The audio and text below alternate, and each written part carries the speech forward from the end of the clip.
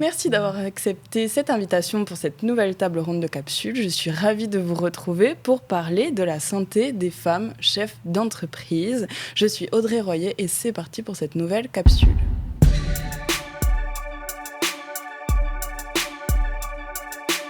Donc autour de cette table, j'ai 3 personnes avec qui je vais pouvoir échanger pour parler de ce super sujet. Donc docteur Else Dressens, merci d'avoir accepté l'invitation. Vous êtes docteur du service de prévention de santé au travail de Corse du Sud. Donc je vous laisse vous présenter. Oui, je suis médecin du travail et médecin coordinateur du service. J'ai pas toujours été médecin du travail, donc j'ai un parcours avec beaucoup de métiers différents dans la médecine et beaucoup d'histoires. Voilà. Super, ravie de vous accueillir. Caroline Cousin, merci d'avoir accepté l'invitation. Tu es chef d'entreprise, déjà, premièrement, et coach professionnel. Est-ce que tu peux te présenter en une phrase ? Merci pour l'invitation. C'est un petit pitch. Ouais. Voilà, on s'entraîne. Donc, chef d'entreprise depuis maintenant 3 ans. Et coach professionnel depuis un peu plus. J'ai pas toujours été coach, j'ai été comptable en cabinet d'expertise comptable, j'ai travaillé quelques années à EDF dans un service communication et me voilà lancée dans le coaching professionnel depuis. J'ai ouvert une structure qui est pluridisciplinaire à Ajaccio et dans ma spécialité en tant que coach, j'accompagne donc les entrepreneurs, mais pas que, aussi les salariés sur leur reconversion professionnelle et notamment sur leur épuisement professionnel. Voilà. Et je suis aussi référente Corse d'un incubateur qui s'appelle Les Premières Sud, donc qui accompagne les femmes, donc les entrepreneuses, donc c'est l'entrepreneuriat au féminin, dans le lancement de leur entreprise et le développement de leur chiffre d'affaires. Super. Un super CV et beaucoup de casquettes. Donc c'est super, on est ravis de t'avoir à cette table. Et enfin, Marie Maestral, également chef d'entreprise. Tu as une agence de communication et tu es coprésidente de l'association Les Corsican Businesswomen. Oui. Alors déjà, merci pour l'invitation. Je suis ravie d'être avec vous aujourd'hui. Moi, j'ai une agence de communication vraiment à destination des agriculteurs, des artisans, parce que c'était le secteur qui m'a le plus passionnée dès le départ. Donc voilà, la casquette chef d'entreprise. Et parallèlement à ça, je suis donc coprésidente, comme tu le disais Audrey, de l'association des Corsica Businesswomen. Donc c'est vraiment un réseau de femmes chefs d'entreprise. Et on a vocation à leur permettre justement d'entrer en échange, de créer du business potentiellement entre elles et surtout de les soutenir et de les accompagner tout au long de leur vie, de leur entreprise. Notamment justement quand il s'agit de sujets comme ça importants, comme la perte de santé, la perte de morale aussi, parce que ça peut être santé physique ou mentale. Et voilà, on essaye d'accompagner au mieux nos membres dans le développement de leur entreprise. Oui, super, merci pour cette précision. On va aborder les 2 thèmes aujourd'hui. Donc, pour commencer, ça va être la question la plus dure. Je vous l'annonce dès le départ. C'est quoi être une femme chef d'entreprise ? Parce que du coup, on l'est toutes ou on l'a toutes été. Donc, pour le coup, on va pouvoir normalement bien en parler. Mais il faut se lancer. Voilà. Alors, pour ma part, je dirais aujourd'hui que je me considère un peu comme une athlète. Voilà, pas de haut niveau, mais en tout cas une grande sportive parce que ça me demande une hygiène de vie, de l'organisation, de prendre soin de moi et c'est pas toujours évident. À côté de ça, il y a une vie de maman, donc j'ai trois petites filles. Donc voilà, c'est vraiment athlète parce que moi, je vois vraiment les choses comme il faut s'entraîner. Enfin, la courbe, je l'ai vue grimper au fur et à mesure. Donc ça a été un apprentissage. Puis il y a des fois où ça monte et puis ça redescend. Donc il faut supporter ces baisses en effet de morale, ces baisses d'activité. Et puis il faut savoir rebondir. Donc voilà, c'est un entraînement au quotidien. Et plus on s'entraîne et mieux ça va. Voilà, donc voilà, moi aujourd'hui comme une athlète. Voilà. Ok, très bien. Peut-être même une athlète qui est dans un parc d'attractions parce qu'on a ces espèces de montagnes russes où le matin tu te lèves et tu te dis alors aujourd'hui je vais tout déchirer, aujourd'hui je vais atteindre mes objectifs. Et puis après tu as le lendemain où tu dis oh là là mais je suis capable de rien, j'arrête tout. Mais pour moi vraiment le chef d'entreprise c'est... Je pense qu'il y a des profils particuliers. Je ne dis pas que l'un est meilleur que l'autre entre salariat et entrepreneuriat, mais par exemple, je sais que moi, je n'aurais pas été heureuse en salariat, ça c'est clair et net. Oui. Et voilà, je pense que c'est un profil où on a besoin de se faire confiance à soi-même, d'être un peu son propre patron parce qu'on a une liberté qui est énorme. Et voilà, moi je dirais que c'est vraiment qu'on le ressent intrinsèquement et que voilà, c'est soit on veut le salariat et toute la sécurité que ça implique forcément, soit on veut un peu se lancer dans le vide et se construire petit à petit sa petite toile d'araignée pour éviter de tomber. C'est ce que tu disais du coup tout à l'heure, que ça dépend vraiment des profils, des personnes, le salariat et l'entrepreneuriat. Si on avait toute cette fibre entrepreneur, c'est ça que tu disais. Oui, on serait que des entrepreneurs, il n'y aurait pas des salariés et des entrepreneurs. Maintenant, du coup, moi j'ai raconté un peu l'autre côté. J'étais indépendant. Moi, j'ai pas réussi à le faire comme il faut. J'étais maman de 4 enfants. J'avais un mari qui avait effectivement aussi, il était indépendant, il n'y avait pas d'heure, donc tout reposait sur moi. Et j'ai dit non, moi je peux pas le faire, j'arrive pas à gérer et les enfants et le ménage et les contraintes qui sont liées à l'indépendance de mon mari. Donc je suis restée j'ai organisé ma vie différemment. Voilà. Mais effectivement, on le voit autrement. Là aussi, maintenant, j'ai pas d'heure dans mon travail de salariat. C'est autre chose. J'ai plus les enfants à la maison. Ça me permet de m'éclater dans plein de choses. Mais à l'époque, je n'aurais pas pu. Voilà. Et je comprends bien les femmes entrepreneurs avec les difficultés de gestion, de la charge mentale qui est finalement double par rapport à ce qu'on peut imaginer chez un homme, parce qu'on a toujours les enfants dans la tête, on a toujours l'organisation dans la tête, on a toujours... voilà. Donc... C'est ça, c'est qu'en fait, c'est une double casquette, ou même multiple, on pourrait le dire. Ça dépend le type d'activité déjà qu'on va avoir. Est-ce qu'on va avoir une seule activité ou est-ce qu'on va en avoir plusieurs ? Je sais que tu as déjà 3 casquettes. Caroline, tu en as également plusieurs. J'ai une association et j'ai également une entreprise, donc j'en ai plusieurs aussi. Vraiment, ça va dépendre des projets, mais j'imagine que vous aussi. Et à côté, on a quand même notre vie de femme. Et ça, on trouve que c'est quand même un point commun entre toutes les femmes qui vont se lancer dans l'entrepreneuriat qui, elles n'ont pas que l'entrepreneuriat à penser. Donc, quelles sont les particularités de l'entrepreneuriat pour les femmes, spécialement ? Comme tu le disais tout à l'heure, oui, on a, après la fin de journée, on ne peut pas s'arrêter déjà à une heure qu'on voudrait. Par exemple, si on voulait continuer de travailler jusqu'à 23h, parce que non, il y a la vie de famille, il faut quand même avoir un petit moment... avec ses proches, il faut trouver un petit moment pour se faire du sport, il faut trouver un moment pour manger sainement. Et là, tu t'es dit, mais la journée, elle dure 24 heures, comment je fais pour faire tout ça ? Et moi, je trouve que là, c'est là où c'est compliqué d'essayer de trouver un équilibre, vraiment de concilier vie pro, vie perso, et d'avoir un peu quelque chose d'assez cadré, d'assez carré, organisé, comme tu disais. Ouais. Et puis ça, non plus que l'organisation soit une charge mentale supplémentaire pour nous, parce que l'organisation, ça peut devenir ça. On en reparlera tout à l'heure de la santé mentale. C'est quoi les particularités du coup des chefs d'entreprise femmes ? C'est qu'il y a plusieurs journées dans une journée. Voilà, ouais. C'est vraiment, on se lève le matin. Il y a la première journée qui commence. Déjà, la première journée qui commence, donc de maman. Mais en même temps, ça se chevauche avec les pensées de l'entrepreneuse, parce que moi, j'ai l'impression que cette entreprise qui m'anime, c'est vraiment ma passion. J'ai l'impression que c'est mon 4e enfant, parce que j'y ai mis toute mon âme et tout mon cœur. Donc, c'est dur de le concevoir comme ça, mais oui, c'est une réalité. C'est qu'il y a un engagement et un dévouement aussi. Donc, en fait, ça occupe mon esprit une grande partie de mes journées. Et puis, à côté de ça, donc, première journée, les enfants qui se chevauchent avec tout ce que j'ai à faire dans ma journée d'entrepreneuse. Et quand je suis, donc là, c'est la charge mentale, quand je suis dans mon entreprise, je me dis, il faut que je pense à la garderie, aux activités, aux médicaments. Est-ce que quelqu'un va bien aller la chercher ce soir à la danse ? Est-ce que j'ai prévenu mon mari d'eux ? Est-ce que pour mercredi, on est bien OK ? Tout checker, voilà, tout ça dans ma tête. Et puis, alors, quand je sors de mes journées, je tiens à cette liberté aussi, parce que c'est ça aussi l'entrepreneuriat. Donc, je m'accorde le temps nécessaire pour aller les chercher à la fin de l'école, tout ça. Ça ne peut pas être tous les jours. Mais après, il y a la 3e journée qui commence, les enfants sont de retour. Tout ça, en fait, c'est en permanence, là, comme ça. Et puis, on vit avec cette passion et en même temps, cette vie de maman et ces contraintes de penser à tout. waouh, on respire quand, nous, les femmes? Voilà, je me dis, des fois, c'est vrai, ça peut être asphyxiant par moment. Et c'est à ce moment-là, en fait, que...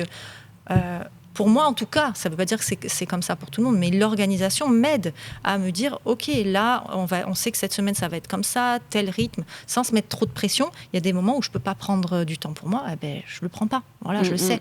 Mais c'est vraiment en permanence là. Alors que je me souviens j'ai été salariée pendant quand même 15 ans, où je me posais quand même moins de questions. Voilà, je sais que je sortais et que je me disais, OK, je reviendrai demain, et puis une nouvelle journée va commencer.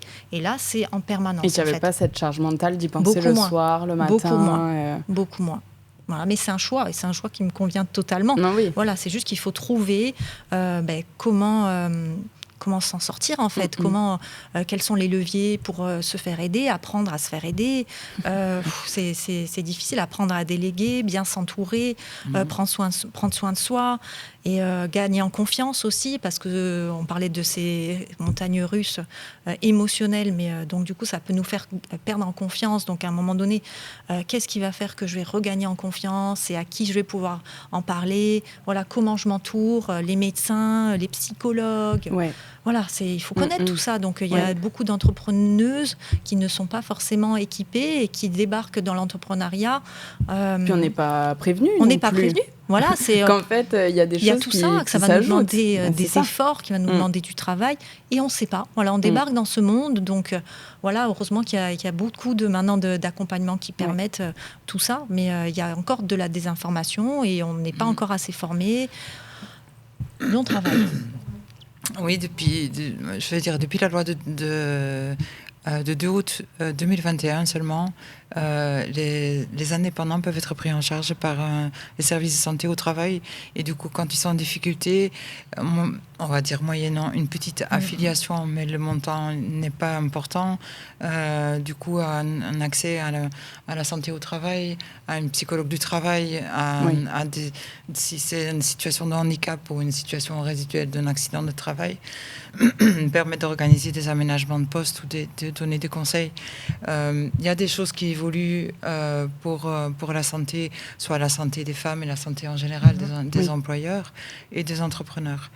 Il y avait aussi ce que j'ai pu évoquer tout à l'heure, il y a un observatoire qui existe maintenant national, un observatoire pour les entrepreneurs et la situation et la santé des entrepreneurs, très intéressant, qui a été créé par professeur Torres. Donc cet observatoire s'appelle à Maroc.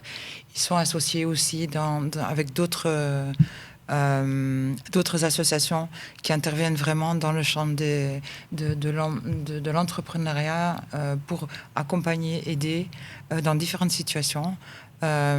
Et du coup, le portail de rebond, ça rassemble toutes ces associations. Et il y a un portail de rebond spécifique femmes, entrepreneurs femmes, où il y a des journées dédiées, des assises du portail de rebond pour les femmes entrepreneurs. Et quel type d'observation ils ont pu faire? Est-ce que vous avez des exemples? Observatoire, ils sont partis de... Alors, qu'est-ce qui fait la particularité de l'entrepreneuriat? Pourquoi est-ce que justement, ça explique ce qu'on disait tout à l'heure, et pas tout le monde est entrepreneur, donc il y a bien un choix spécifique, il y a des raisons pour que quelqu'un aille vers l'entrepreneuriat plutôt que vers le salariat. Donc c'est aussi typique de dire, comme vous disiez tout à l'heure, c'est mon bébé, donc je m'investis à fond. C'est des mots qui sont vraiment très typiques dans la bouche d'un entrepreneur ou d'une entrepreneuse. C'est l'investissement, parfois avec ou sans l'impact patrimonial, parce que ça aussi, on sait aussi que c'est une façon d'exister pour la personne, parce qu'elle s'épanouit, même s'il y a de hauts et de bas. C'est une question vraiment d'existence et d'existentialisme, l'entrepreneuriat. Donc il y a tout ça à prendre en compte. On n'accompagne pas de la même façon un entrepreneur qu'un salarié dans les difficultés. Bien sûr.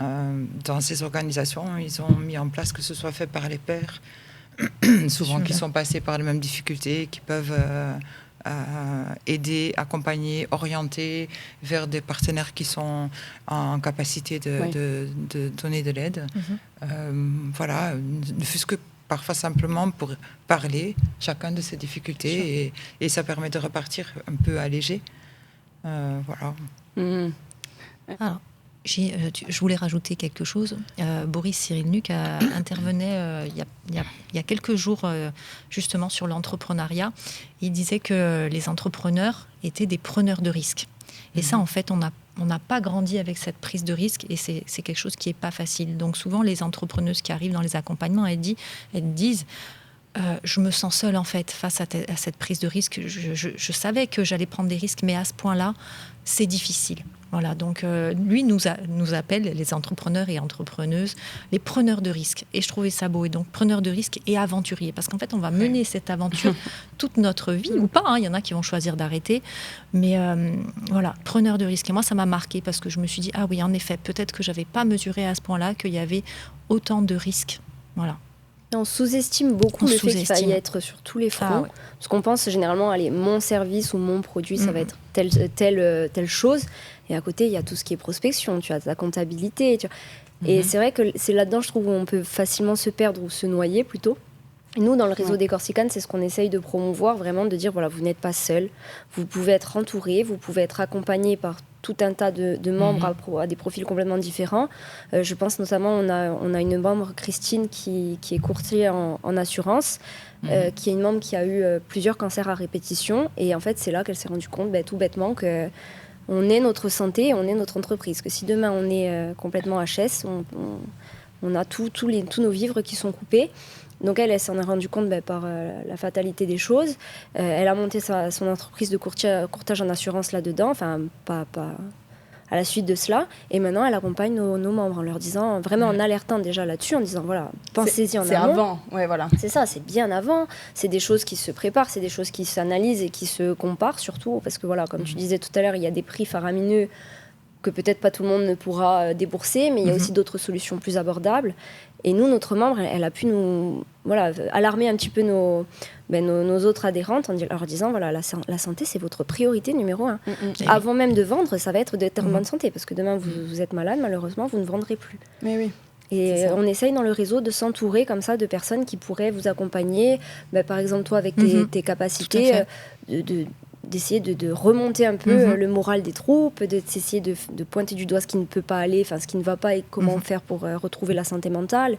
Et c'est des choses, je pense que c'est la priorité principale, mais on n'y pense pas. On n'y pense que trop tard. Et alors on pense beaucoup plus à la santé de nos employés quand on commence à employer et qu'on a du coup une équipe, on va directement penser à la santé de nos employés, mais par contre à notre santé à nous, chef d'entreprise, on n'y pense pas. Je sais que tu m'en avais déjà parlé de ça. Qu'est-ce que tu peux... Alors, je suis entièrement d'accord. Alors moi, je n'ai pas de salariés, c'est mes collègues, elles sont toutes dans la même structure, on est 16. Je les fais passer en priorité. Voilà, je pense à elles, je pense à leur bien-être, me dire est-ce qu'elles sont bien installées, est-ce qu'elles ont tout ce qu'il faut. Et je me rends compte que même dans mon agenda, mes rendez-vous médicaux sont relégués, mais au dernier plan. Il n'y a pas de place. Même quand ils y sont, s'il y a quelque chose que je dois faire sauter dans mon agenda, ça. Malheureusement, je me dis, ça va être le rendez-vous chez le médecin. Et même pour une coach professionnelle. Oui, c'est vrai. Franchement, le cordonnier, il est mal chaussé. Voilà, alors ça va que je m'entretiens assez en forme, mais je me dis, oui, en effet, si demain me tombe une maladie, déjà, c'est vrai que je suis très mal informée des systèmes de prévoyance, donc je pense que je ne suis pas forcément bien équipée. Et ça, ça craint. Vraiment, la prévention n'est pas faite. Donc oui, merci pour cette alerte-là et c'est bien d'en parler. Donc malheureusement, moi je pense que je me fais passer aussi en dernier au niveau de ma santé. Oui. Voilà. On va parler de santé mentale dans un premier temps. On parlera dans un second temps de tout ce qui va être physique, que ce soit maladie ou autre. On en revient après. La santé mentale, j'ai l'impression que c'est quand même le number one, quoi. La santé mentale, ça vient dépression, burn-out, trop stressé, charge mentale, on va oublier des choses. Enfin, franchement, ça peut être quelque chose de très grave et assez vite, malheureusement. Voilà. Comment... Je sais que tu gères également tu as un accompagnement spécial pour les personnes, alors je vais dire les personnes parce que je ne sais pas si c'est chef d'entreprise que tu accompagnes ou si c'est tout type de public que tu accompagnes à la gestion du burn-out. Alors, déjà, avant de rentrer dans l'épuisement professionnel, j'estimais qu'il fallait que je me forme. Voilà. Donc, en plus de mon coaching professionnel, je suis devenue secouriste en santé mentale. Et ça, je trouve qu'aujourd'hui, alors ça commence à rentrer, on en parle de plus en plus. Donc moi, je fais partie du PSSM, ça s'appelle, donc secouriste en santé mentale. Ça m'a aidé à détecter justement les premiers symptômes, les premiers signes, les alertes. Voilà, c'était quelque chose que j'ai déjà fait rentrer dans ma posture de coach en me disant, pour bien connaître ma limite, voilà, pour me dire quand les personnes vont arriver. Alors, je travaille avec des psychologues, donc ça aide beaucoup aussi. Mais de me dire, quand c'est plus de mon ressort, voilà, je sais à quel moment il faut que je transmette et que mes collègues prennent le relais. Donc ça, c'est très bien. Et à un moment donné, j'ai eu énormément de personnes qui sont arrivées, qui étaient dans les prémices ou ce qu'on appelle le burn-in, c'est la période de surchauffe avant l'épuisement professionnel. Et là, je me suis dit, ok, donc là, il commence à en avoir pas mal. Qu'est-ce qui se passe? Donc, petite analyse aussi. Et j'ai été contactée par un cabinet parisien qui s'appelle Oser rêver sa carrière. Je vous ai emmené le livre quand même pour vous le montrer. Donc, je travaille aujourd'hui avec Marina Bourgeois, qui est la spécialiste de l'épuisement professionnel. Et elle a écrit donc, le dernier livre qui vient de sortir, « J'entreprends sans m'épuiser ». Voilà. Donc, il est spécifiquement écrit pour les entrepreneurs. Elle en a écrit d'autres pour les salariés, puisqu'on accompagne aussi les salariés. Et donc, j'ai cette casquette au sein de Oser rêver sa carrière en tant que consultante, spécifiquement pour l'accompagnement de l'épuisement professionnel des entrepreneurs et des entrepreneuses. Voilà. Okay. On en rencontre énormément. Mais vraiment, moi, c'est quelque chose qui me touche particulièrement. Je me dis qu'il y a énormément de choses à faire. On n'a pas encore tous les moyens. Moi, je connais peut-être pas encore tout le réseau. C'est bien qu'on soit réunis autour de cette table. Moi, dans la limite de mes compétences, c'est vraiment d'expliquer. Voilà, on travaille sur vraiment quels ont été les facteurs, les causes, on retrace le chemin de cet épuisement, qu'est-ce qui s'est passé. Les personnes posent des mots, parce que souvent dans leur accompagnement médical, elles sont accompagnées, elles ont un suivi, que ça soit médicamenteux ou pas, mais elles ont un accompagnement médical, mais elles ne savent pas exactement ce qui leur est arrivé, pourquoi elles s'en sont arrivées là, quel est le portrait, on va dire, le profil type de la personne qui fait un épuisement, parce qu'elles ne le connaissent pas et c'est OK, hein, mais on pense que c'est des personnes qui ne résistent pas au stress, qui se sont effondrées, alors que c'est des personnes qui se sont ultra investies, qui sont ultra résistantes, et à un moment donné, l'élastique s'est trop tendu et elles ont craquer. Voilà. Donc tout ça, il faut leur expliquer.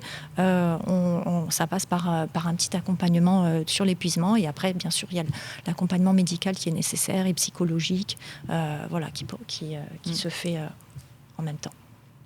Est-ce que tu en reçois beaucoup? Est-ce que dans l'organisme, vous en recevez beaucoup? Non, pas pour le moment, parce que c'est vraiment qu'aux prémices de ce qui est officiel, la mise en place de ce qu'on appelle l'offre spécifique pour les employeurs. Mais j'avais l'habitude de rencontrer les employeurs. Le service santé au travail est conseiller des employeurs et des salariés. Et effectivement, dans le cadre de notre travail, on rencontre souvent les employeurs. Et souvent, il y avait, si je vais 1 heure chez un employeur, il y a une demi-heure, on parle de la santé du salarié, des problématiques, et j'ai toujours une attention pour la santé des employeurs, parce que je sais justement que c'est pas des personnes qui se font suivre et qui ne sont pas dans la même... donc on peut avoir des chouettes échanges, mais jusque-là, ça ne pouvait pas être suivi ou approfondi, on va dire. Donc il y en a certains, du coup, j'étais un peu plus en contact, mais ça reste, on va dire... plutôt en off et sous forme de rendre service, ce que je fais volontiers, il n'y a pas de souci.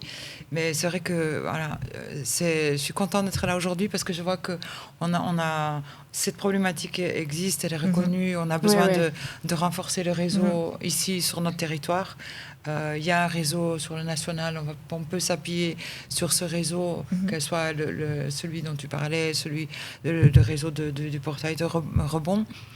Mais on doit pouvoir mettre en place plus d'accompagnement sur nos territoires, vraiment parce qu'il y a des problématiques spécifiques. Du coup, en fonction du type d'activité, de ce qui est entrepris. De façon générale, et plus particulièrement pour les femmes, il n'y a aucun souci là-dessus. Est-ce que vous avez noté des similitudes, ou est-ce qu'il y a des choses qui reviennent fréquemment, voire systématiquement, dans les personnes que vous côtoyez, femmes chefs d'entreprise ?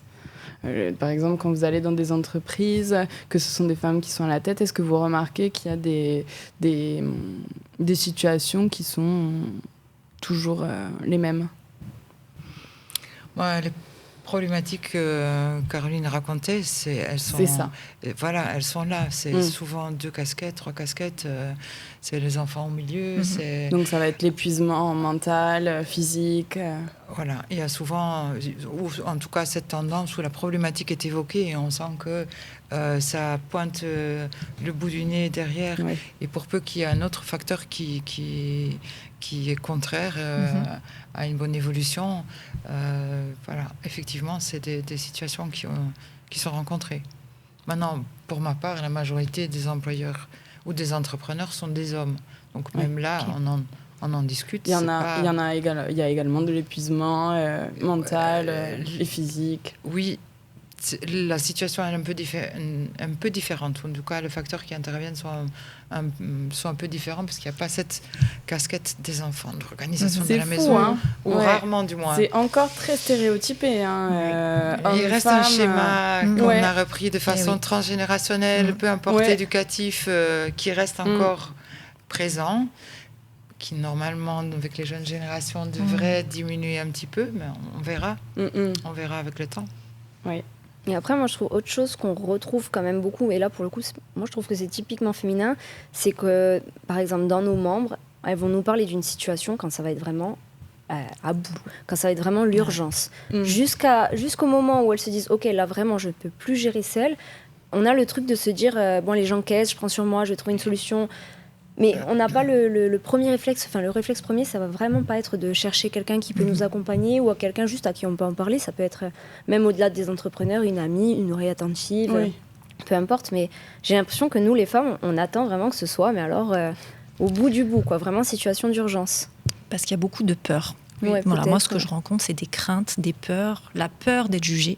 Voilà, donc je me suis lancée, j'ai osé, et si demain on dit que je n'ai pas réussi parce que j'ai été fatiguée, parce que j'ai pas réussi à assumer mes multiples casquettes, donc les femmes ont peur. Donc elles attendent en effet être au bout du rouleau pour déclencher, des accompagnements ou d'aller voir son médecin pour en parler. Donc la peur du jugement, la peur du regard de l'autre, la peur de l'échec. C'est difficile, la peur de décevoir aussi de son entourage parce que on a été soutenus, la famille a été là, donc c'est difficile, c'est très difficile d'en parler, donc en effet ça arrive un peu au bout du bout. Oui. Voilà. Et puis c'est aussi toujours le chef d'entreprise qui est face au monde, qui se lance corps et âme en pleine mer, sans bouée de sauvetage et même sans radeau. Donc après on se dit si on coule, comment est-ce que les autres vont nous voir si on coule. Donc c'est vrai qu'il y a beaucoup la pression un peu sociale. C'est la pression, Je pense qu'on se la met seule, parce que qui va aller vous juger parce que vous avez un moment un coup de mou, bon. Après, c'est humain, parce qu'on part bien en tête sur le projet. Et je pense que là aussi, il y a un accompagnement qui change. C'est vraiment celui qui veut se lancer, c'est que s'il veut bien entendre, qu'on donne quand même beaucoup plus de conseils pour quelqu'un qui veut se lancer sur les différents éléments. Et même là, je vois, à l'époque, moi, il n'était pas question de prendre en prévoyance, mais il va m'arriver rien du tout. C'est que pourquoi est-ce que j'irais payer autant et je vais peut-être pas être malade. Voilà. Donc il reste ces réflexes-là quand on est entrepreneur, même quand on est entrepreneur femme. Congé maternité, je sais pas ce que c'est. J'ai pas eu. Voilà, je suis allée accoucher à l'hôpital et je suis rentrée et le téléphone et le machin et c'est reparti. Donc voilà et on ne se rend pas compte, mais à un moment donné, on le paye. Voilà, c'est le risque. Et à force de, voilà, on n'a pas non plus... quand on est jeune, et quand on commence, on n'a pas approché ses limites encore parce qu'on pense que les limites, elles sont très loin. Et à un moment donné, on va, et tout le monde passe par là, je pense, on est confronté à nos limites, qu'elles soient physiques, mentales, qu'il y ait d'autres facteurs qui interviennent et qui finalement nous font montrer nos limites. Et c'est là, c'est pas arriver trop tard pour essayer de se réorganiser à partir du moment où on dit « Ah, là, mes limites, là, il faut que je me réorganise un peu, je me repositionne un peu sur mon activité et ma vie à moi et ma vie de femme et essayer de retrouver une place. » Mais souvent, la première fois, c'est trop tard. Ah oui. Voilà. Et voilà. Une deuxième fois, en général, on connaît les points d'alerte, on se dit là, voilà. Mais c'est dommage. Voilà. Ouais, c'est toujours tomber une première fois pour après savoir. Oui. C'est l'expérience en fait qui nous fait. Mais bon, des fois, la première expérience, au final, elle peut être quand même assez. Elle peut être hard. Ouais. Oui. Douloureuse. Mais j'ai envie de dire, c'est une expérience de vie. Quand on apprend ses limites, on en devient plus riche. Oui. Et c'est ce que je suis certaine que vous l'apprenez comme ça, vous le conseillez comme ça. On ne peut pas le voir sur le moment, mais quelque part en soi, on devient plus riche. Voilà, de se connaître, de savoir, de connaître ses limites, de pouvoir... Tu sais ce qu'on dit aussi, nous, dans les accompagnements, après, hein, c'est un cadeau. Un cadeau qu'on s'est fait, même si ça a été douloureux, qu'il nous faut des mois pour nous en remettre. Eh bien, finalement, c'est un cadeau parce que ça nous permet de revoir, tu sais, notre rapport au travail, notre rapport au monde. Oui, c'est ça. Et alors oui, évidemment qu'au début, les personnes, quand je leur dis, je vous assure qu'à la fin, là, vous êtes dans le noir et dans le brouillard, donc vous ne voyez pas. Oui. Regarde comme ça. Avec les larmes, vous êtes sûr. À juste titre, mais regarde comme ça. La tête dans le guidon. Voilà, la tête dans le guidon. Ouais. Mais au bout de quelques mois, à la fin d'un accompagnement, ou quand elles reviennent et elles disent waouh, c'est bon, j'ai compris en fait. Ça y est, parce qu'il n'y a pas que le travail, parce que en effet, ça m'a permis de revoir mon rapport au travail et j'ai réintégré, prendre soin de moi, m'activité, prendre soin de moi en faisant des activités, en retrouvant mes envies, en reprenant mes loisirs. Tout ça, ce sont des choses que j'avais oubliées. Et comme au début de l'entrepreneuriat, en effet, on y va à fond, on le sait, hein, c'est vraiment pied au plancher, pas de frein à main, rien du tout. Hein, donc tous les feux sont au vert, c'est bon, champion du monde. On y va, on se pose pas trop de questions et à un moment donné, on est rattrapé. Voilà, donc on se fait rattraper par les premiers signaux, la fatigue qui commence à être « je n'arrive plus à récupérer », même un week-end ne me suffit plus pour récupérer, les insomnies qui arrivent à arriver, donc quelques nuits, réveillées toutes les nuits à 2 ou 3 heures, le cerveau qui cogite, enfin il y a plein de signaux qui arrivent. Voilà. C'est ça les éléments communs. Je me demandais pourquoi je me réveillais à 3h du matin. Mais oui, mais parce que le cerveau, c'est ça. Soit alors c'est parce que tu es dans une phase très créative, ton cerveau il est toujours actif, soit parce que tu as des problématiques à gérer, tu sais que tu n'as pas pu tout gérer dans ta journée et que le lendemain tu as attendu. Il y a une grosse frustration aussi interne où on se met près de trop de pression. Moi je me souviens au début, les 2 premières années de mon entreprise, mon compagnon il me disait mais là si tu continues comme ça tu vas te dégoûter de ton entreprise, tu vas vouloir tout arrêter, et même presque passer 1 heure le soir en fin de journée à regarder la télé avec lui, je me disais purée mais je pourrais tellement avancer là sur un autre truc et tu es jamais à fond là où tu vas, tu es jamais à fond parce que tu te dis mais là je suis en train de perdre du temps, alors que non, là tu coupes, tu profites, tu as une vie sociale, c'est important, tu recharges tes batteries. Et ça au début on sait pas faire. Non, c'est un apprentissage. Ah oui, franchement. Et puis des fois, on est rattrapé, pas par la maladie, mais par la vie des femmes qui peuvent être l'arrivée d'une bonne nouvelle. Qui remet tout en place. Voilà. Donc ça, c'est typique des femmes, pour le coup. La grossesse, bon, même si on veut impliquer les hommes, oui, bien sûr, qui vont être impliqués. Mais je veux dire, au niveau du ressenti, au niveau de la fatigue de la grossesse, etc., bon, c'est vraiment propre, là. On a beau chercher, c'est vraiment propre à la femme, quoi. Donc, comment est-ce qu'on gère... Alors, cette année, tu es devenue maman. Félicitations. Et du coup, comment est-ce que tu as géré déjà l'annonce? Est-ce que tu as anticipé certaines choses? Qu'est-ce que tu n'as pas anticipé? Comment tu as géré Anticiper, je pense qu'on n'anticipe vraiment rien parce que moi, je sous-estimais beaucoup en fait. C'est-à-dire que quand on m'a demandé si j'avais pris une crèche, j'avais dit mais non, j'ai pas besoin, je travaille de la maison, ça va aller, je vais la mettre dans un coin et puis je vais travailler, et puis après je vais m'occuper d'elle. Non, je pense que je sous-estimais pas mal. Par contre, je me suis rendu compte que ça, on avait réagi complètement différemment avec mon compagnon qui est aussi à son compte. C'est que moi, j'ai eu beaucoup d'appréhension à annoncer à mes clients que j'attendais un bébé. Parce que j'avais l'impression que ça allait les inquiéter, que certains allaient vouloir peut-être même arrêter leur collaboration avec moi. Voilà, j'avais l'impression qu'ils allaient se dire, bon, c'est bon, elle va plus gérer. Elle va plus être capable de rien. Du coup, je me suis mis beaucoup de pression pour essayer de m'avancer au maximum. Donc moi, j'ai accouché en juillet et je voulais que tout soit prêt jusqu'en septembre sur mes community management, qu'on soit carré, que ce soit OK. Et en fait, j'ai décidé de ne pas vraiment m'arrêter parce que toujours pour cette raison-là. Et maintenant, ça fait juste 3 mois, mais avec du recul, je me dis, mais c'est stupide. Enfin, j'aurais pu déléguer, j'aurais pu, voilà, le fait que tout soit calé, j'aurais pu justement prendre ce temps pour souffler un peu. Et j'avais vraiment l'appréhension. Pourtant, mes clients, voilà, c'est des longues collaborations, souvent, donc on s'entend quand même très bien. Mais j'avais quand même vraiment cet a priori de me dire, mince. Travail, ils ont confiance, ils savent mais en plus, pour le coup, le travail était fait. Mais vraiment de me dire, ils vont avoir peur. Parce que pour moi, la grossesse égale quelque chose qui fait peur dans le travail. Alors que, bon, c'est peut-être encore une fois féminin, j'en sais rien. Mais c'est ridicule. Et maintenant, je commence à prendre mes marques parce que j'arrive mieux à m'organiser à la journée, etc. On arrive à se relayer. Bon, ça va mieux. L'équilibre est revenu petit à petit. Et maintenant, je me dis, ben voilà, c'était stupide parce que c'était une période très, très courte de ma vie où peut-être j'étais un peu moins dispo. Mais en même temps, c'est peut-être la plus belle période de ma vie. Donc, il faut se la laisser aussi, il faut la chérir, quoi. Oui, c'est ça, c'est que la vie, en fait, ne s'arrête pas à l'entrepreneuriat. Voilà, On a plein de choses. On a les menstruations. On a peut-être aussi des maladies qui sont liées aux menstruations. Alors, je regarde ma collègue qui est atteinte d'endométriose. Et donc, du coup, je suis plus sensibilisée maintenant à ce qu'est la vie d'une personne qui est atteinte d'endométriose. Mais ça aussi, quand on est chef d'entreprise, et bon, je pense qu'on sous-estime aussi ce taux de personnes atteintes d'endométriose. Mais chef d'entreprise, à mon avis, elle travaille même dans son canapé tordue de douleur. Enfin, moi, je sais que je prends 2 jours quand j'ai mes menstruations, je me fous dans mon canapé et je continue de travailler, quoi. Enfin, ça ne s'arrête pas. Donc, tu ne prends pas 2 jours, en fait.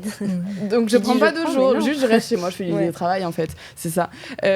Alors que les salariés, maintenant, ils commencent à avoir, dans certaines entreprises qui accordent ça, des 2 à 3 jours, il me semble, de pause pour les personnes menstruées. Voilà, je ne sais pas si vous avez des exemples ou pas, parce que je sais que ça s'est fait à Lyon. Il y a 2 entreprises qui ont été assez avant-gardistes à Lyon. Ça se fait dans d'autres pays, mais à Lyon, il y a 2 entreprises, il me semble. Bon, après, c'est peut-être plus maintenant, mais... J'ai plus en tête exactement, mais effectivement, on en a parlé il n'y a pas tellement longtemps, où il y avait une entreprise ou plusieurs entreprises ou un pays, je ne sais plus, où ils ont donné 1 jour d'office pour les règles des femmes, 1 journée par mois pour rester à la maison. Après, il faut que l'entrepreneur arrive encore à organiser le travail. Il y a ça aussi, parce que du point de vue des contraintes de l'employeur, si finalement tout le monde va être pic-ploc à la maison, ça va être très compliqué d'organiser le travail pour l'entrepreneur. Voilà. Donc, et l'entrepreneur, lui, il décide ce qu'il fait. Si effectivement quelqu'un serait peut-être en arrêt, l'employeur va dire je prends le travail à la maison, je fais un peu, je fais à mon rythme. Mais voilà. Et c'est compliqué à organiser. Quand on regarde avec la casquette d'entrepreneur, si j'ai des salariés que c'est des arrêts plic-ploc. Au niveau du travail, ça va devenir compliqué. Et du coup, un stress supplémentaire pour la chef d'entreprise qui doit organiser le travail. Donc, c'est complexe. Et on a conscience des contraintes des uns des autres. voilà. Pour arriver à jongler, c'est quand même assez... oui, pour un chef d'entreprise, particulier. c'est compliqué. Ouais. Il y a donc, du coup, on en parle, les menstruations, potentiellement des maladies liées aux règles comme l'endométriose ou d'autres. Il y en a d'autres, de pathologies. Il y a la grossesse, il y a le congé mat. Moi, j'ai une amie là, qui a accouché il y a un mois, qui est chef d'entreprise également, qui a un commerce. Donc elle, pour le coup, elle s'arrêtait. Le commerce, il était fermé, quoi. Et elle a essayé de trouver des solutions avant. Elle a essayé de bien s'organiser, mais elle a pris 1 semaine avant, 3 semaines après. Elle était de retour dans la boutique. Tous les jours, elle était connectée pour savoir, voilà. Et elle a même pesté un peu de dire punaise, je suis partie 1 mois, quoi. Elle aurait aimé mieux s'organiser. Et puis, en plus, assez perdue parce qu'elle se disait mais là j'ai regardé si j'étais salariée j'avais mon congé mat 2 mois avant 3 mois après là je serais encore chez moi tranquille à m'occuper de ma fille et puis elle a quand même un peu pesté elle avait ce sentiment un peu double tu vois et aussi un sentiment de culpabilité. Il y a la culpabilité beaucoup qui refait surface. Moi j'ai en accompagnement actuellement une entrepreneuse aussi qui a eu des jumeaux. Alors, double c'est alors j'ai une sœur jumelle, je sais ce que c'est, mais ma maman était salariée, donc elle a le droit à un congé parental. Et là, je me dis, les jumeaux, c'est pas facile. Et en effet, elle se trimballe ce sentiment de culpabilité, de pas être assez suffisamment efficace et opérationnelle pour son entreprise, et en même temps de pas être suffisamment présente pour ses bébés. Ce qu'on se trimballe quand même, nous les femmes. C'est un peu ce que tu disais sur le pro perso au début, tu t'es jamais 100% en fait à fond dans... Est-ce que là, avec le temps, t'as quand même appris à gérer un peu mieux Ça m'a surtout changé parce que j'avais un peu un problème, je pense, à dire non à certaines choses quand... pas forcément des choses aberrantes au niveau du pro, mais trop de sollicitations.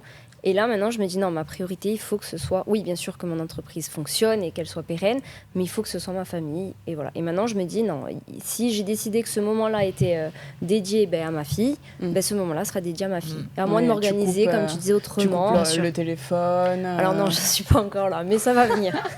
on va y arriver. Mais ça va venir, ça va venir. Chaque chose en son temps. On est à 70% sur le bébé, on va dire. Et donc du coup au niveau alors moi tout à l'heure j'ai parlé à une personne qui accompagne à la création d'entreprise qui m'a parlé de la prévoyance santé qui est une prise en charge maladie comme un salarié, donc il y a les 3 jours de carence et après on est payé comme un salarié, donc 19 € par jour. Sauf que c'est assez cher. Donc, je connais pas exactement le prix, mais ça peut être peut-être ce truc, si on a les moyens, en amont, de se dire, prévoyance santé, quand même, si je suis malade, si j'ai un accident de travail, c'est pris en compte. Si j'ai mon congé mat qui peut être payé, j'ai une partie de ma retraite aussi que je peux continuer à payer. Voilà. Quand on est auto-entrepreneuse ou chef de notre micro-entreprise, ça peut être également une solution, si on a les moyens, de se dire, je capitalise quand même une partie de mon revenu dans ma santé. Ça peut être pour aussi se souffler un peu sur notre santé, de dire je suis quand même couverte s'il m'arrive quelque chose. Et d'un côté, en fait, on en parle depuis tout à l'heure, mais nous décharger d'un poids mental, non ? Oui, c'est sûr. Si demain il y a un besoin... Moi, je sais que là, j'ai contracté à une prévoyance, je serais incapable de vous dire ce qu'il y a dedans, parce que je l'ai fait bêtement, parce que je me suis dit, là, il faut. Et c'est le monsieur, c'est un courtier en assurance qui m'a appelé pour évaluer mes besoins. Et en fait, c'était un homme. Alors moi, j'ai pas du tout le truc de l'homme contre la femme. Je suis pas du tout comme ça. Et dans les Corsicanes, on n'est pas du tout comme ça. Mais là, par contre, il avait des a priori. Mais alors, ça m'a mis en rogne parce qu'il me disait, on est d'accord que là, votre petite entreprise, ça va être difficile là ces prochains mois parce que vous attendez un bébé, tout va être mis en question. Alors déjà, ça m'a fait mal de l'entendre, même si d'un côté, peut-être qu'il avait raison, mais ça m'a énervé. Et ensuite, il m'a dit, allez, je vous mets les niveaux dentaires, opticiens, ceci, cela, je vous les mets à temps. Et puis alors, je vais vous mettre le niveau de médecine complémentaire, parce que bon, on sait que vous, les femmes, vous aimez bien ces choses-là. Et là, la phrase de « vous, les femmes, vous aimez bien ces choses-là », en plus, moi, je suis pas du tout... C'est pas un truc auquel je crois particulièrement, donc c'est pas un besoin que j'avais précisé. Mais alors voilà, la phrase de vous êtes une femme, donc vous, les médecines complémentaires, vous adorez ça, je vais vous mettre le paquet sur le niveau médecine complémentaire, ça m'a mis en rogne. Je me suis dit, mais non, pas du tout. J'ai un profil particulier, c'est pas parce que je suis une femme que toutes les femmes, on est pareil, on a les mêmes besoins, les mêmes envies. Puis quand même, c'est un peu vache, alors que ton entreprise, tu as l'air de super bien la gérer. Non, quoi, c'est remis en question, quoi. Et puis quelqu'un qui ne vous connaît ni d'Ève ni d'Adam, que vous avez juste une fois au téléphone, non, ça m'a... Ah, c'est un commercial qui doit revoir ses... Ouais, je pense. Il y a un souci. C'est pas possible. Ça m'a vexée, ça m'a pris au trip. C'est normal. Je me suis dit, mais presque normal. j'avais envie de l'appeler et lui dire, bon ben voilà, j'ai pas arrêté. Tiens, j'en ai pas besoin. Voilà. Non, c'est pas fou, des arguments de vente qui sont... Non. On a dépassé ce stade-là quand même. Bah, il me semblait, ouais. Mais voilà. Pardon, non. C'est fou, hein. Non. Il y a je vais juste compléter par rapport à ce qu'on a dit pour les auto-entrepreneurs. C'est une grosse problématique dans les micro-entreprises et les auto-entrepreneurs parce qu'il n'y a pas beaucoup de couverture sociale. Ouais, c'est un statut encore différent qu'un entrepreneur indépendant. Et ce n'est pas le même statut du tout. Et donc, pratiquement pas de couverture sociale. Ouais. Et je vois beaucoup de gens qui partent sur la micro-entreprise ou l'auto-entrepreneur en pensant que c'est un bon deal, mais en fait, il n'y a pas beaucoup de charges sociales, mais vous n'êtes pas couvert non plus, à contrario. Il faut se prendre une donc, il faut vraiment, pour quand on est vraiment sur le statut auto-entrepreneur et pas le statut indépendant, où il faut vraiment du coup faire attention. Ouais. Donc c'est quoi parce que moi, là, j'ai que la prévoyance santé. Est-ce qu'il y en a d'autres quand on est auto-entrepreneur? Non, déjà prendre la mutuelle, la prévoyance santé, c'est bien. Oui. Mutuelle complète le prix des soins, la prévoyance va compléter les revenus. Donc, c'est très bien. Mais la majorité des micro-entreprises ou auto-entrepreneurs ne font pas cette démarche-là. Ouais. Et donc, du coup, peuvent être en difficulté à cause de ça. Oui. C'est encore un statut un peu différent, c'est un statut moins couvert que l'indépendant. Mais voilà. Je rejoins totalement ce que vous dites. C'est que la majorité des auto-entrepreneurs ou micros disent qu'ils ne prennent même pas de mutuelle. Il y a une précarité au niveau du soin. Et ils ne vont pas chez le médecin parce qu'ils ne peuvent pas. Ils ne se font pas soigner. Donc, pas de mutuelle et pas de prévoyance. Oui. Voilà. Donc, c'est un statut qui reste quand même précaire. Oui, et c'est aussi un statut ils se disent on est auto-entrepreneur, on tente, on voit où on va. C'est pas la même contrainte que le statut d'indépendant, ni en termes de cotisation sociale, ni en termes d'impôts. Donc ils pensent que c'est un avantage et qu'ils prennent l'avantage sans tenir compte des inconvénients. Donc ce n'est pas valable ou c'est pas une bonne solution pour toutes les situations de travail de rester sur ce statut-là. Voilà, c'est entièrement d'accord. Mais encore une fois, on est mal ou peu informé là-dessus. Oui. Quand vous démarrez une entreprise, vous savez pas là où il faudrait que vous placiez un peu d'investissement pour votre santé personnelle ou même même ne serait-ce que quel type de statut est le plus intéressant pour votre... Ça, il commence à y avoir quand même des accompagnements. Après, est-ce qu'on est au courant des accompagnements qu'il y a aussi? Ça, c'est autre chose. Mais oui, une fois qu'on rentre dans des accompagnements, les informations, on peut les avoir. La force un peu qu'on a de notre territoire, c'est qu'on est quand même à échelle humaine, qu'on se connaît tous plus ou moins, que de bouche à oreille, quand on a une problématique, généralement, on arrive à trouver un interlocuteur assez facilement qui va répondre à notre problématique. Donc je pense, mais après, je suis totalement d'accord avec toi. Moi, quand je me suis lancée, j'ai pas fait du tout appel à un accompagnement et c'est un an après que je me suis dit il me manque un peu quand même des choses. 2 ans après, j'ai créé la société, j'ai fait j'avais vraiment rien fait quoi. Donc je m'en suis rendu compte 2 ans après. Et là, en embauchant, pareil, je me rends compte que j'ai pensé à la moitié des choses pour moi. toujours pareil. Hein, et maintenant, j'essaie de rectifier un peu le tir, mais bon, voilà, pour connaître pas mal d'accompagnements qui existent sur le territoire, je sais que l'accès aux droits de toutes les personnes, que ce soit en situation de handicap ou que ce soit tout type de public, que ce soit au niveau de tout ce qu'ils ont droit, même au niveau financier, des aides sur l'achat de matériel, etc., sur des conseils au niveau de la santé, de choses qu'il faudrait faire et même des obligations juridiques à avoir, une assurance. Bon, je pense que c'est il me semble, vous me dites si je me trompe, mais que c'est obligatoire par la loi, l'assurance. L'assurance, laquelle? Si c'est juste l'assurance RC Pro, oui, c'est une responsabilité civile, mais il n'y a pas d'obligation d'avoir une mutuelle, par exemple. Non, voilà. Mais de l'assurance, par exemple, oui. Oui, mais ça ne va pas te couvrir sur tes frais de santé. Par contre, ça va couvrir un dégât que tu pourrais occasionner. Oula. Oui, et la mutuelle, maintenant, est obligatoire pour un employeur. Hein. Pour un employeur, oui, mais pour un indépendant, auto-entrepreneur... Non, mais quand vous embauchez quelqu'un, voilà, là c'est obligatoire. Oui, mais pour l'indépendant, non. Pour voilà. Non. Enfin voilà. Donc après, c'est vrai que se faire aider par des pairs ou rentrer dans des réseaux qui pourraient nous dire moi j'ai vécu telle ou telle chose, bon toi tu te lances, écoute, je te conseille quand même d'avoir une mutuelle parce que ne serait-ce que pour des lunettes, hein, quand on est entrepreneur, bon, on fait toutes les tâches et tu le sais très bien, toi aussi tu es sur les réseaux sociaux. Pour éviter de se fatiguer les yeux, il nous faut des lunettes. Si on a une mutuelle, c'est quand même un peu mieux. Donc ça paraît être le b.a.-ba, mais bon, c'est vrai qu'on ne le fait pas. Donc, même pour des soins dentaires, de temps en temps, ou quand on a une petite rage dedans, là, c'est sympathique aussi. Enfin, voilà.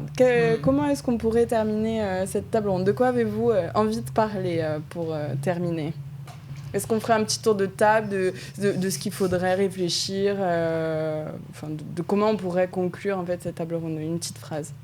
Une petite phrase, j'étais très contente de vous rencontrer tous et que ça donne envie de travailler sur le réseau, sur le territoire, d'essayer de renforcer le réseau pour il n'y a pas de raison si on peut aider d'une façon ou d'une autre, ça vaut toujours le coup voilà.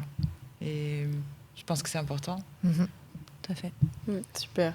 Merci beaucoup. Caroline. Moi, je dirais d'abord aux entrepreneuses ou aux entrepreneurs, ne restez pas seuls.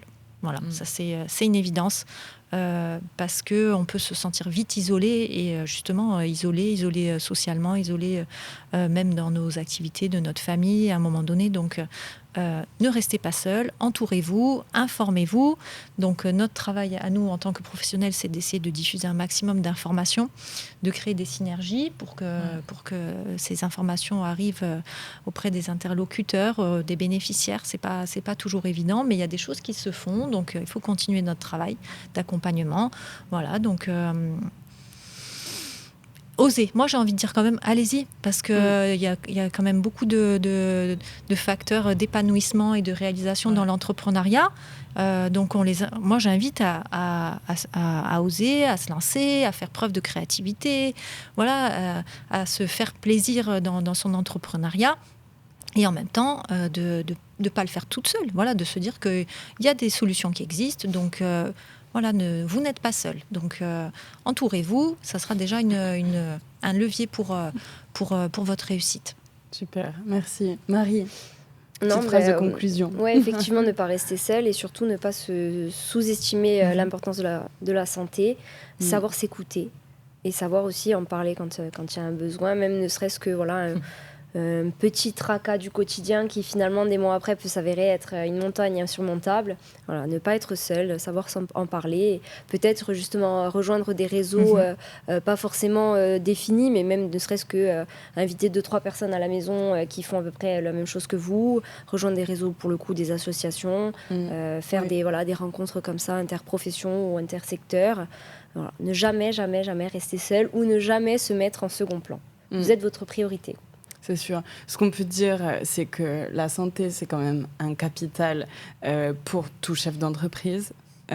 Et pas seulement des femmes, parce qu'on a parlé essentiellement des femmes et on comprend également pourquoi on en parle. Il y a quand même pas mal de choses à prendre en compte quand on est une femme et qu'on entreprend, mais c'est vraiment la santé, c'est le capital du chef d'entreprise.